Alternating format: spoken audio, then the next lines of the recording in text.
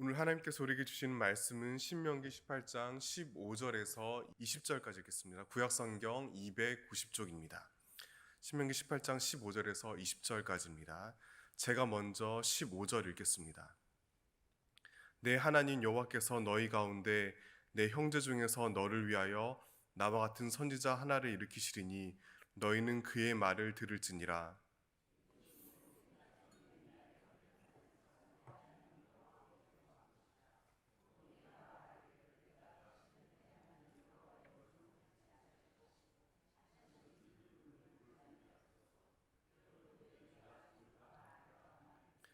여호와께서 내게 이르시되 그들의 말이 옳도다.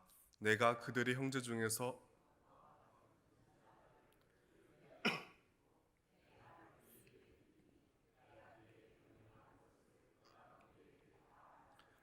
누구든지 내 이름으로 전하는 내 말을 듣지 아니하는 자는 내게 벌을 받을 것이요.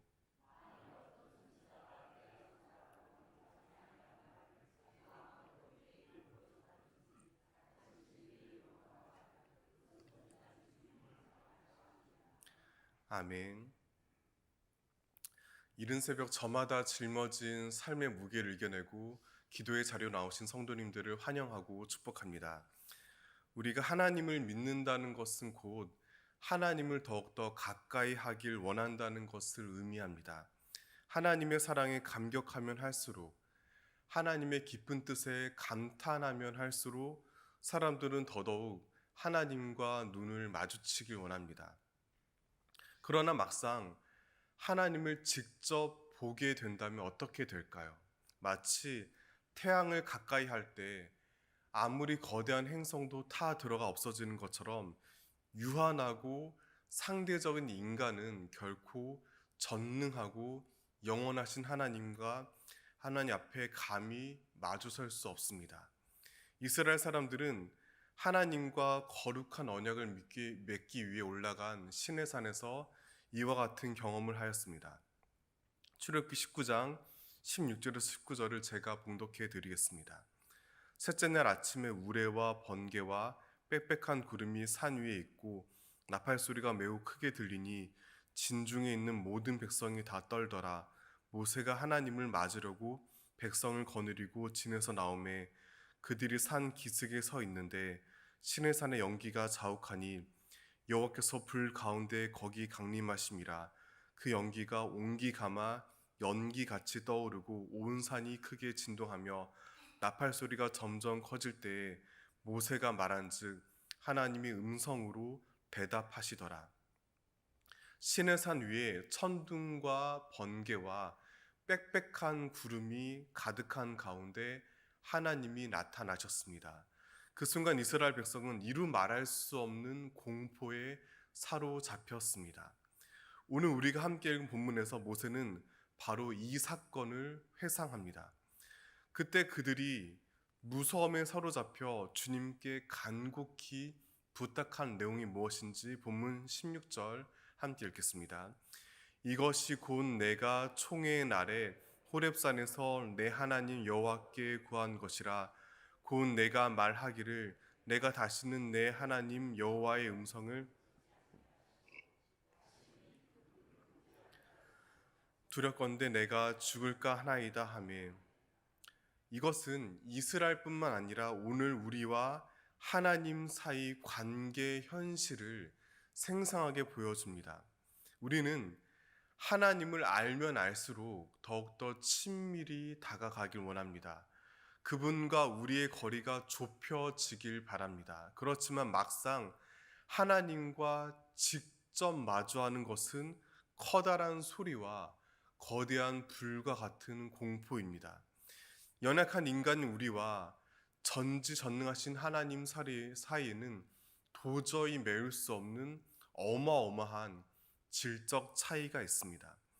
그런 까닭에 주님은 우리에게서 때때로 당신 얼굴을 가리십니다. 이와 같은 말씀을 통해 역설적인 위로와 힘을 발견합니다.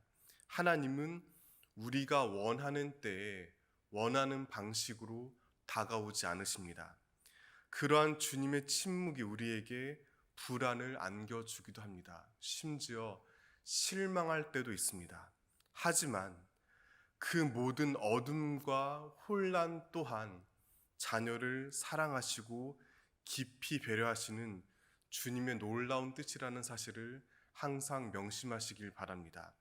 중요한 점은 하나님이 단지 당신의 모습을 감추기만 하지 않으셨다는 사실입니다.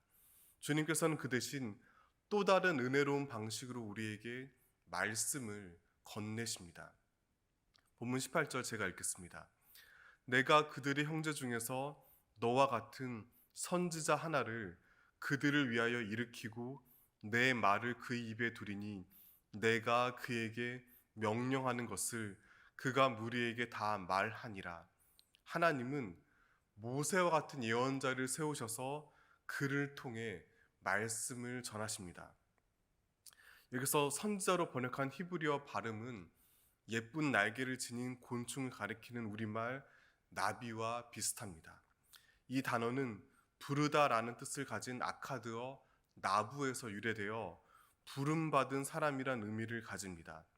성경 속 이들의 활약을 살펴보면 단순히 앞일을 점치듯이 예견해서 말해주는 사람이 아닙니다. 한마디로 말씀을 맡은 사람들, 즉 예언자로 정의할 수 있습니다. 이렇게 하나님은 당신의 자녀를 위해 모세와 같은 예언자들에게 말씀을 맡기시고 이 땅에 보내셨습니다. 하지만 그럼에도 사람들은 예언자를 통해 들려온 하나님 말씀을 거부하였습니다. 그 대신 거짓 예언자들의 달콤한 궤변에 속아 넘어갔습니다. 하나님을 입에 올리지만 정작 주님과 전혀 무관한 그럴듯한 이야기에 귀를 기울였습니다. 그러자 하나님께서 당신의 참된 말씀을 온전히 전하시려 마침내 중요한 결단을 내리십니다. 바로 당신 자신이 말씀이신 예수 그리스도를 참된 예언자로 이 땅에 보내셨습니다. 사랑하는 여러분, 하나님의 말씀을 다른 무언가에서 찾지 마시길 바랍니다. 하나님의 뜻이 여기 있다며 기발한 방법으로 우리를 미혹하고 속이는 거짓을 단호히 거부하시길 바랍니다. 그 대신 생명과 진리의 말씀은 오직 예수님을 통해 온전하고 완전히 이 땅에 찾아왔음을 명심하시길 바랍니다. 그렇다면 우리는 여기서 놀랍고 위대한 부르심을 발견합니다. 바로 예언자로서 소명입니다. 예수님께서 십자가와 부활을 통해 우리에게 보여주신 사랑을 가슴 깊이 간직한다면 마땅히 그 놀라운 사랑을 실천하고 나누어야 합니다. 이는 예수님을 나의 주님으로 고백하는 모든 사람에게 맡겨진 소중한 사명입니다. 따라서 우리 모두는 이 시대의 모세와 같은 예언자로 부름받았다는 사실을 명심해야 합니다. 우리는 이 땅에 아무런 의미 없이 태어나지 않았습니다. 그리스도인으로서 말씀을 맡은 자로 예언자로 살아가기 위해 보냄받았습니다. 따라서 항상 자긍심을 품으시길 바랍니다. 하나님께서는 여러분 모두를 너무나 아끼고 사랑하십니다. 따라서 저마다의 삶에 말씀을 맡은 예언자로 삼아 주셨습니다. 동시에 예언자를 향한 하나님의 준엄한 경고에 귀를 기울여야 합니다. 20절 제가 읽겠습니다. 만일 어떤 예언자가 내가 전하라고 명령하지 아니한 말을 제 마음대로 내 이름으로 전하든지 다른 신들의 이름으로 말하면 그 선지자는 죽임을 당하리라 하셨느니라. 하나님께서 예언자를 향해 엄하게 꾸짖고 경계하는 두 가지 행동이 있습니다. 첫째는 당신이 하지도 않은 말을 멋대로 주님의 이름을 걸고 말하는 것입니다. 지금 우리와 결코 무관한 이야기가 아닙니다. 엄중하게 새겨들여야 합니다. 특별히 누군가에게 하나님의 뜻을 말할 때 신중해야 합니다. 우리는 평생 하나님 마음을 완벽히 이해할 수 없습니다. 죽는 날까지 그 놀라운 섭리를 다만 조금씩 더듬어 알아가는 과정 가운데 있을 뿐입니다. 십계명 세 번째 계명에서 하나님 이름을 함부로 부르지 말라고 경고하신 이유가 바로 여기에 있습니다. 이 말씀은 단지 하나님을 가리키는 호칭을 멋대로 쓰지 말라는 의미가 아닙니다. 성경에서 이름은 누군가의 가장 내밀한 성품과 속성을 뜻합니다. 마찬가지로 하나님의 이름은 곧 당신의 존엄 그 자체입니다. 그렇다면 그리스도인은 마땅히 주님의 인격을 자기 경험과 지식으로 함부로 판단하거나 제한하지 말아야 합니다. 하나님의 드넓은 품 안에서 겸손해야 합니다. 예언자를 향한 하나님의 두 번째 경고가 있습니다. 바로 다른 신들의 이름으로 선포하는 행동입니다. 아마도 이런 경고가 나와 그리 상관없다고 여길지도 모릅니다. 우리 가운데 불교나 이슬람교로 개종해서 성부를 권하거나 알라는 위대하다고 외칠 사람은 아무도 없습니다. 그런데 20절 말씀을 단순히 타종교의 신을 섬기는 의미로만 이해하지 말아야 합니다. 그렇게 되면 본문의 깊은 의도에서 벗어나기 때문입니다. 고대 서아시아 사회에서 종교는 오늘 우리보다 훨씬 더 깊숙이 생활 양식에 자리 잡아 정신을 지배했습니다. 게다가 당시 이스라엘 주변 종교들은 우상을 내세워 돈과 힘을 섬겼습니다.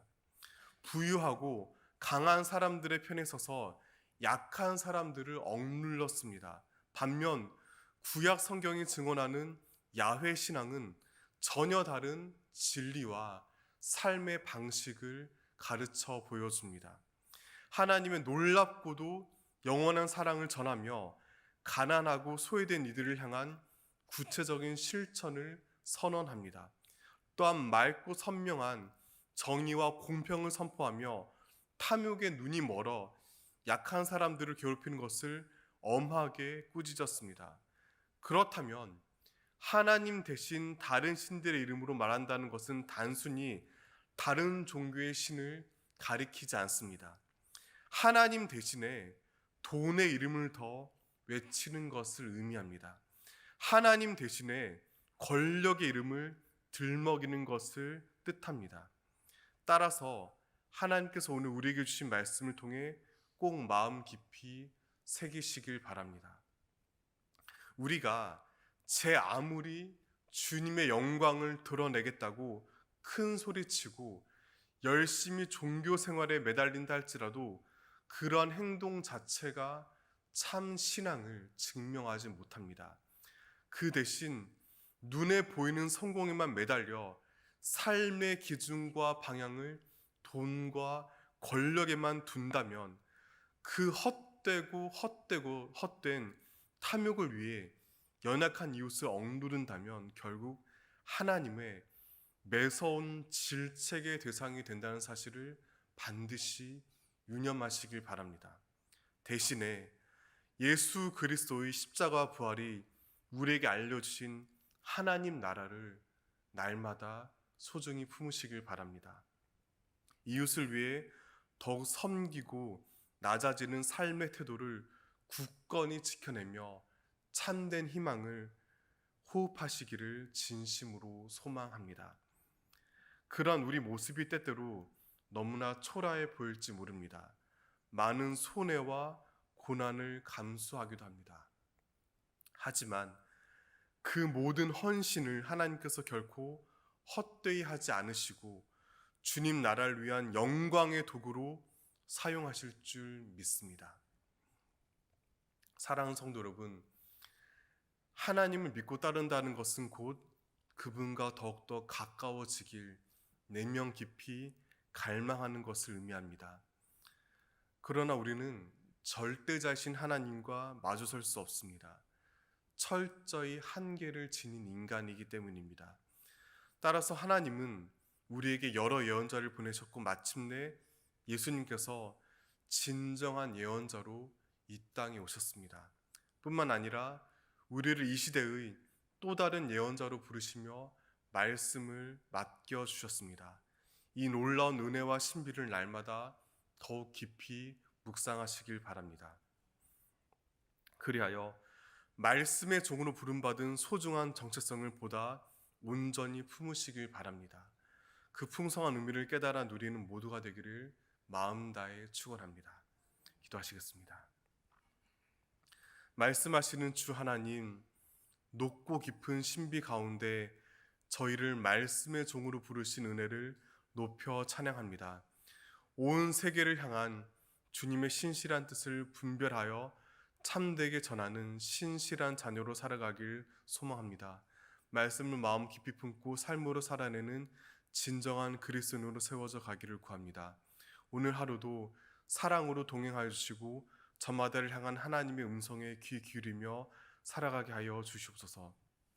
이제는 생명과 진리의 말씀을 자녀들에게 맡기시는 주 예수 그리스도께서 주시는 은혜와 아버지 하나님 베푸시는 사랑과 성령님 이루시는 사귐이 부름받은 소명을 따라 참 생명의 말씀을 삶으로 누리고 전하길 다짐하는 이 자리에 모인 온 성도와 가족과 삶의 자리 가운데 영원히 함께 하시기를 축원합니다. 아멘.